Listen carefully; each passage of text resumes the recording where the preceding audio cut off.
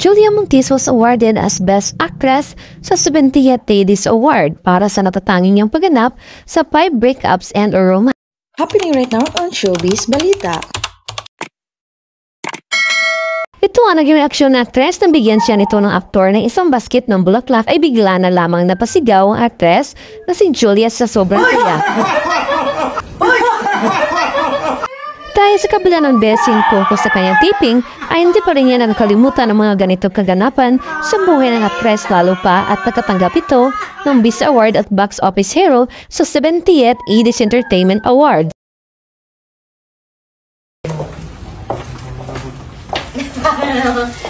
Yes, teacher. Bebe! Bebe! Bebe!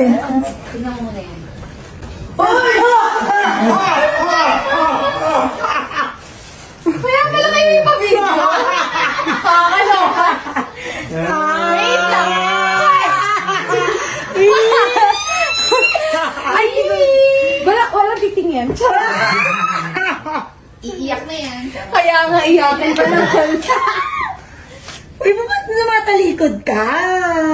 Di nyo mababasa. Ano ba yun?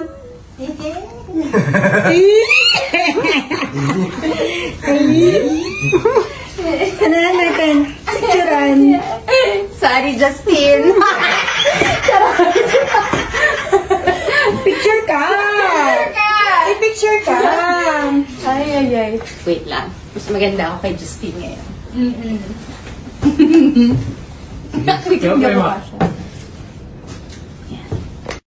Share mo rin sana kayo. Ay, gano'n siya ka. Happy for you. Pagkapanalo mo. Lagi po siyang supportive.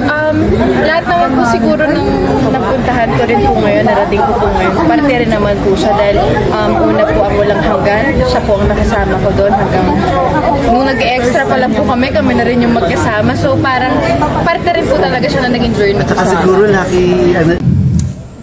Wala po ako masabi kundi maraming salamat. Kung alam niyo lang po, ako bilang nagtatrabaho po sa ating industriya, manomenado pa lang po eh. Napaka-sarap na po sa pakiramdam, pero ito pong binigay niyo pong parangal ngayon. Sobrang nakaka-inspire pa po na lalo pa pong pagbutihan.